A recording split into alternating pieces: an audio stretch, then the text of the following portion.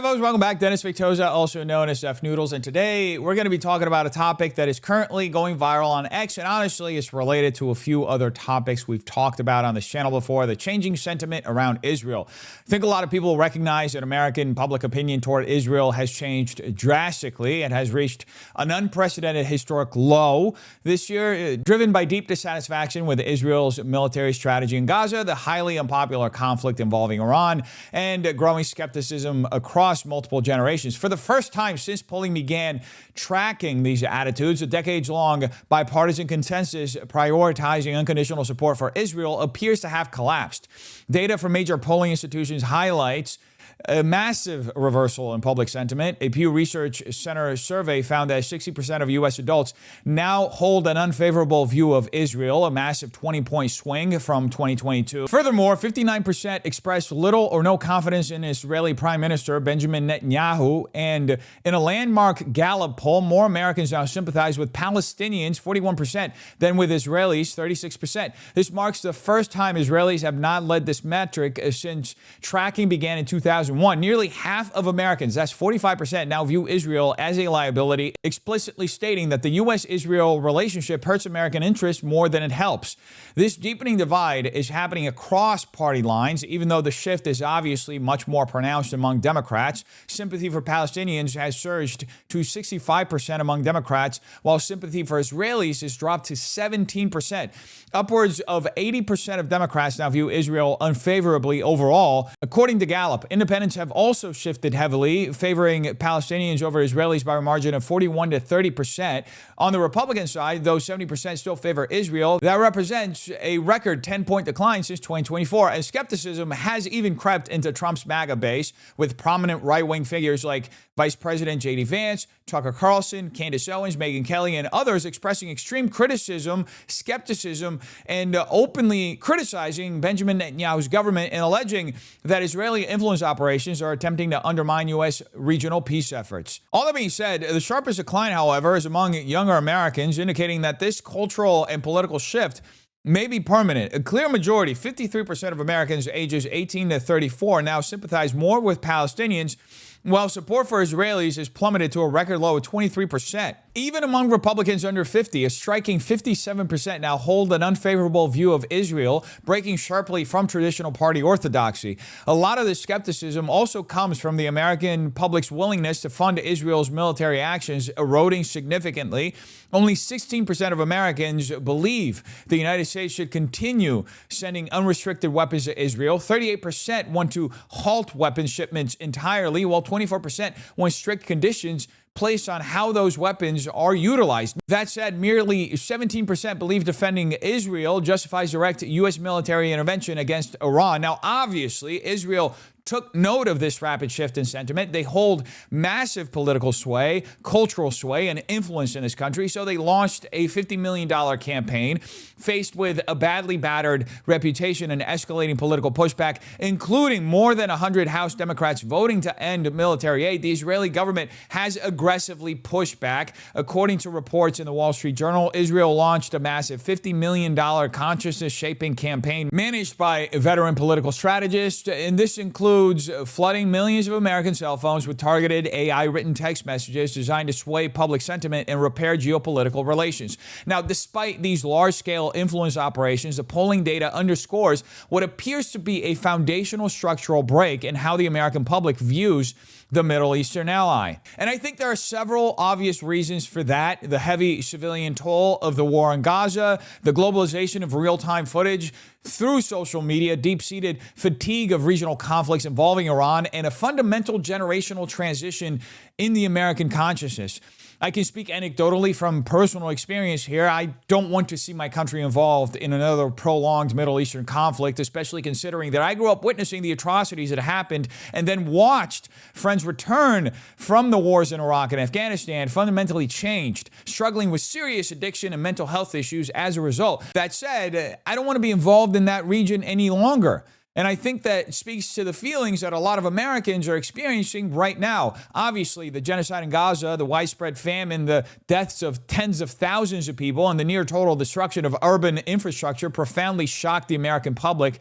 For a growing number of Americans, Israel's response crossed a line from legitimate self-defense after October 7th into an unjustified humanitarian catastrophe, with many directly labeling what they did in Gaza as a genocide. So yes, the response to October 7th was extremely disproportionate. And I think it really bothered a lot of Americans, and it still does, especially when you have situations like the one I was involved in a couple of days ago, where you have somebody who is a representative of the Israeli government literally sitting in front of an American justifying bombing schools in civilian areas, which our government is directly or indirectly funding through the money that we send to Israel and the weapons that we develop there through our R&D contracts. That's something that's deeply disturbing to any person with a conscience. Am I right? Obviously, social media accelerated this change in sentiment as well. TikTok primarily, but also Instagram and X dramatically accelerated the spread of information about what Israel was doing in Gaza. And I think something else that needs to be taken into context is that for most younger Americans, the baseline memory of Israel is no longer the defensive 7-day war or the horrors of the Holocaust. Now it's the graphic, day-to-day visual exposure to the destruction that Israel perpetuated in Gaza. And look, this doesn't just cut across party lines.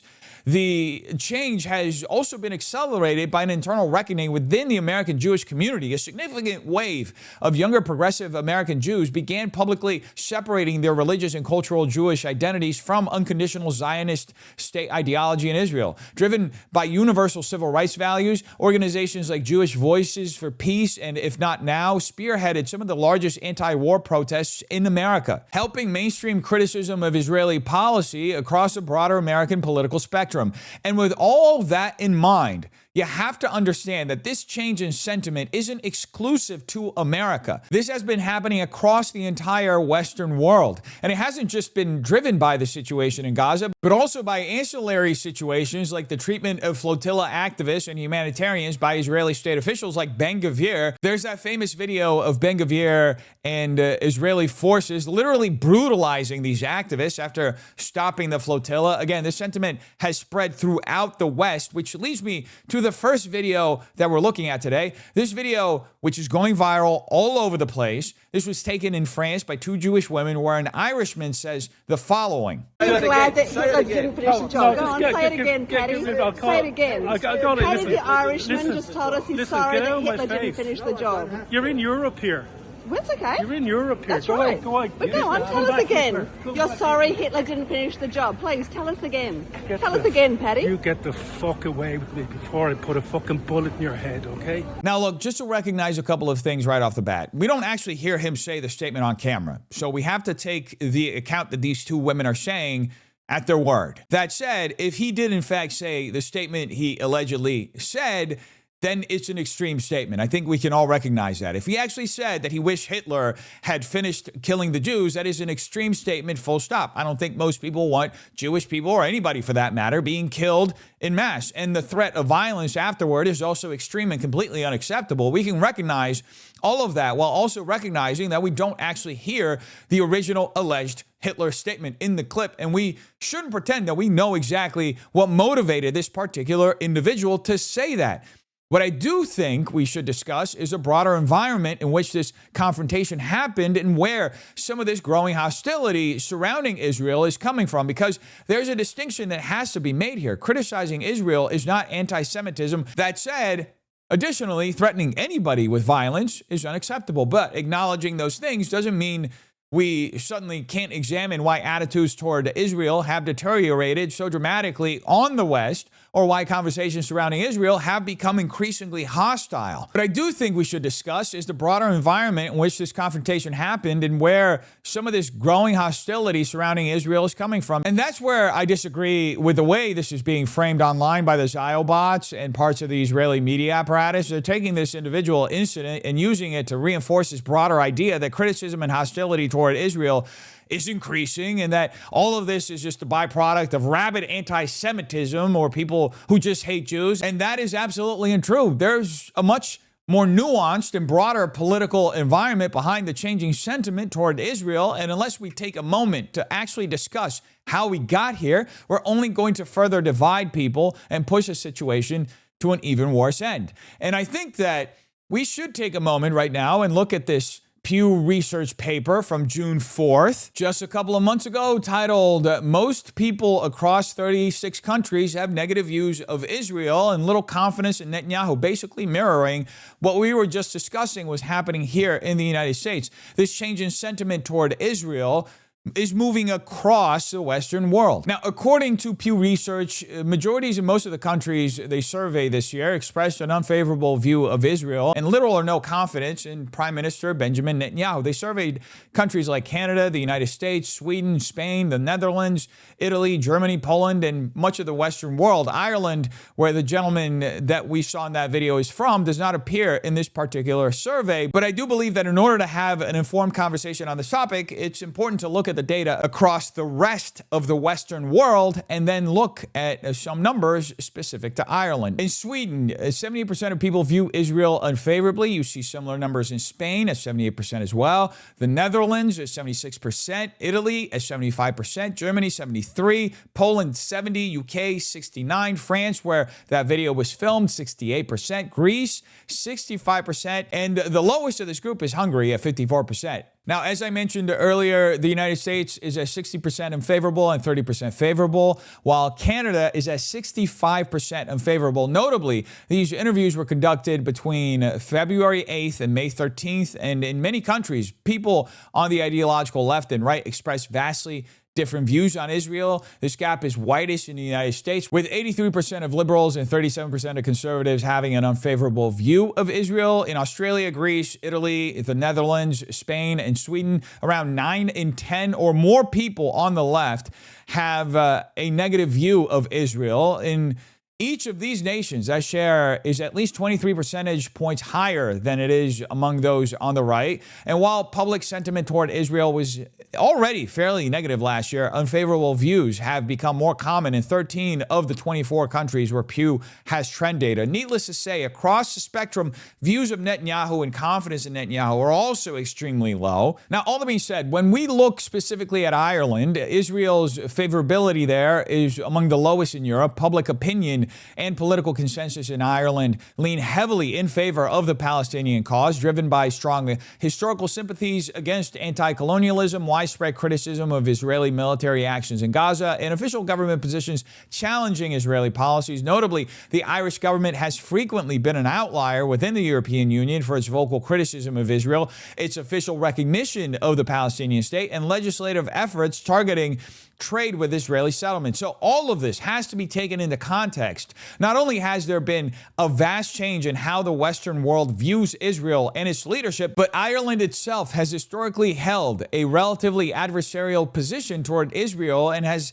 been more supportive of Palestine. So we have to take that context into the consideration when we look at this video. This isn't just some anti-Semite. We don't even have the original statement, as I mentioned earlier, that led to this exchange. What he represents is far more important than what this video presents on its face. His actions are the result of decades of people being labeled anti-Semites simply for questioning the actions of the state of Israel. You see, for decades, people have argued that legitimate criticism of Israeli government policy is too frequently conflated with anti-Semitism. And that sentiment, as I noted, isn't only growing throughout the Western world, but is also growing here in America. And I would go as far as to say, and people can say that this is a circular argument, but I think it's a fair point to point out that one of the reasons we're seeing conversations surrounding Israel become increasingly angry and hostile is a perception that merely questioning foreign policy or policy toward Israel can get somebody branded an anti-Semite.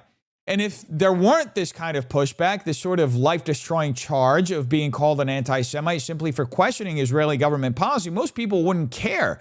And this isn't something I'm just concocting out of thin air. This is an opinion even shared by the Vice President, J.D. Vance. He mentioned this in his speech at AmFest. You should be allowed to criticize the actions of the Israeli government without being charged as an anti-Semite and without having your life destroyed. And by the way, we've also discussed on this channel how the expansion of that charge, the anti-Semitism charge, isn't even relatively new. G.K. Chesterton noted in the early 20th century how the charge of anti-Semitism was being broadened to encompass far more than simply hatred of Jewish people. He was talking about this dynamic roughly a century ago, so this isn't new. What's different now is that because of the rapid documentation of these alleged war crimes perpetuated by Israel, people feel more convicted in questioning the actions of this rogue state. And as people receive this incredibly destructive label merely for questioning those actions, they become resentful. They become angry. Obviously, there's going to be pushback, especially in Western nations where freedom of speech and freedom of expression are valued. People are going to get angry. And look, I'm not saying that angry response is justified. I'm saying people are going to get angry, and you're going to start seeing things start getting ugly, right? And that leads us to the other clip that actually went viral 4 days ago and was posted all over X as well. An Israeli and an American got into a brawl at Manila's Ninoy Aquino International Airport in the Philippines. The brawl erupted in the departure area after the Israeli man accused the American of making what he called anti-Semitic remarks involving calling him a baby killer. The two individuals involved were Kent Scott Lee, a 54-year-old American passenger, and Noam Shimon Rosenberg, a 37-year-old Israeli traveler. Rosenberg claimed that he overheard Lee making anti-Jewish remarks, specifically calling him a Jewish baby killer, and making remarks about Hitler. This allegedly provoked Rosenberg to kick Lee's bag and start throwing punches. Lee claimed he did not provoke the attack and asserted that Rosenberg had aggressively interrupted what was supposed to be a private conversation. Video footage shows Rosenberg landing punches while Lee attempts to defend himself and later shouts that he was being attacked. And here's video of that confrontation.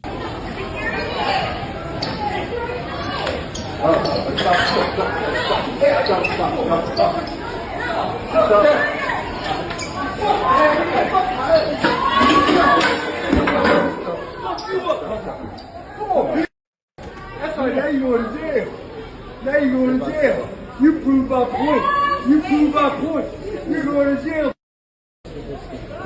This guy has called Jews. No. Attack me. You attacked me. You fucking attacked me. You piece of shit. You attacked me. I think it's evident from these two videos and even from the situation I was involved in with Yosef Haddad a couple of days ago that this is becoming a pressure cooker. People are fed up. Americans are fed up. And again, I want to be very clear about what allegedly happened in this particular situation. According to Rosenberg, Lee called him a baby killer and made an explicit, what he described as anti-Semitic statement about Hitler not finishing the job. Now, Lee actually disputes the characterization of what happened and says Rosenberg interrupted what was supposed to be a private conversation. What we do know is that the confrontation became physical, with Rosenberg allegedly kicking Lee's trolley bag and striking him. And regardless of what somebody says, does that justify physically attacking him in the middle of an airport in this manner? I think we can all agree, absolutely not. And that's really the larger point I'm making here. I'm not going to pretend I know what motivated Lee or why he allegedly said what Rosenberg claims he said. But when you put these incidents together and even look at, as I mentioned, the situation I was involved in with Yosef Haddad, the IDF commander, a couple of days ago, you can see how incredibly heated this entire issue has become in the Western world. In my case, I felt personally justified in the moment saying the things I said to Yosef, right? And he was pushing me. He was instigating me. You can see it in the videos. He was literally wanting a fight. He was using fighting words. This is what we're being pushed towards right here, a violent escalation surrounding an issue where people are already incredibly angry. And I think part of that anger comes from people being sick of the legitimate criticism of Israel being mischaracterized as anti-Semitism. But the reality of the situation is that when people get called anti-Semitic, when everything gets called anti-Semitic, the charge itself starts losing its power. You can be wrong about your opinion. You can say something stupid, but criticizing Israeli government policy does not automatically make somebody an anti-Semite, and nobody should be physically attacked for expressing an opinion. This isn't the way the world should be operating. That said, clearly there is an escalation happening here, and clearly people throughout the West are fed up. They're seeing the forest for the trees, and obviously I don't want to paint Israeli society with a broad brush here, but because my criticism here is primarily directed at the Israeli government and its leadership, I think Israeli leadership is stoking up this sentiment. You have people like Ben-Gvir making statements that are effectively calling for genocide in Lebanon. You have people like Benjamin Netanyahu appealing to biblical stories like Amalek while prosecuting this war to justify what basically amounted to ethnic cleansing in Gaza. So when political leadership continually uses this kind of rhetoric in the middle of an incredibly violent conflict, it contributes to a culture of escalation. And needless to say, this has to stop at some point because look, the reality of the situation is that one of the primary reasons the Israeli state occupies the position it does in the world right now is because it has a normal moral, financial, military, and diplomatic backing from the United States, the most powerful nation in the history of the world.